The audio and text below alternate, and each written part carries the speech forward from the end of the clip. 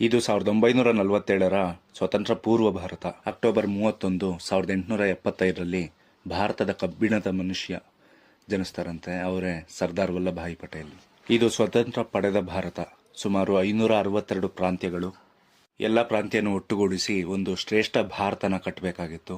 ಇದರ ಹೊಣೆ ಹೊತ್ತವರು ಸರ್ದಾರ್ ವಲ್ಲಭಾಯಿ ಪಟೇಲ್. ಗುಜರಾತಲ್ಲಿ ಹುಟ್ಟಿ ಲಂಡನ್ಗೆ ಹೋಗಿ LLB ಓದಿ ಆಮೇಲೆ ಭಾರತಕ್ಕೆ ಹಿಂದಿರುಗಿ ಭಾರತದ ಏಕೀಕರಣಕ್ಕೆ ಕಾರಣ ಆದಂಥವ್ರು. ತುಂಬ ರಾಜರ ಜೊತೆ ಎಲ್ಲ ಮಾತಾಡಿ ಅವರ ಒಪ್ಪಿಗೆ ಎಲ್ಲ ತಗೊಂಡ್ರಂತೆ.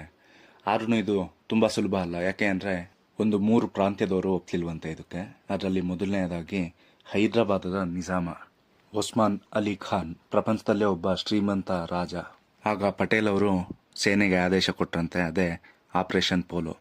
ಬರೀ 5 ದಿನದಲ್ಲಿ ಹೈದರಾಬಾದ್ ನಿಜಾಮ ಭಾರತಕ್ಕೆ ಸೇರ್ಕೊಂಡ್ರಂತೆ. ಎರಡನೇ ಪ್ರಾಂತ್ಯ ಆಗಿ ಜಮ್ಮು ಕಾಶ್ಮೀರ. ಅಲ್ಲಿ ಮಹಾರಾಜ ಹರಿ ಸಿಂಗ್ ಏನು ತೀರ್ಮಾನ ಮಾಡಿರ್ಲಿಲ್ವಂತೆ. ಆ ಟೈಮಲ್ಲಿ ಪಾಕಿಸ್ತಾನ ಕಾಶ್ಮೀರದ ಮೇಲೆ ದಾಳಿ ಮಾಡ್ತಂತೆ. ಭಾರತ ಪಾಕಿಸ್ತಾನದ ಮೊದಲ ಯುದ್ಧ.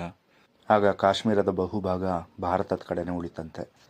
ಮೂರನೇ ಪ್ರಾಂತ್ಯ ಅಂತ ನೋಡಕ್ ಬಂದ್ರೆ ಗುಜರಾತಿನ ಜುನಾಗಢ ಸಂಸ್ಥಾನ. ಅಲ್ಲಿ ನವಾಬ್ ಮಹಬತ್ ಖಾನ್ ಅವನೇನ್ ಮಾಡಿದ್ನಂತೆ ಅಂದ್ರೆ, ನಾನು ಪಾಕಿಸ್ತಾನಕ್ಕೆ ಸೇರ್ಬೇಕು ಅಂತ ಇದ್ರಂತೆ.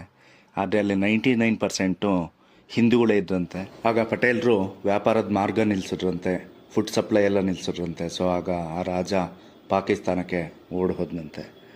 ಹೀಗಾಗಿ ಜುನಾಗಢ ಭಾರತಕ್ಕೆ ಸೇರ್ತಂತೆ.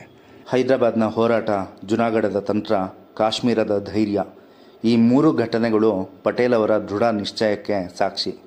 ಅವರು ಕೇವಲ ಒಂದು ನಕ್ಷೆ ಅಂತಲೇ ಸೇರಿಸಲಿಲ್ಲ, ಭಾರತದ ಹೃದಯಗಳನ್ನೇ ಸೇರಿಸಿದ್ರು.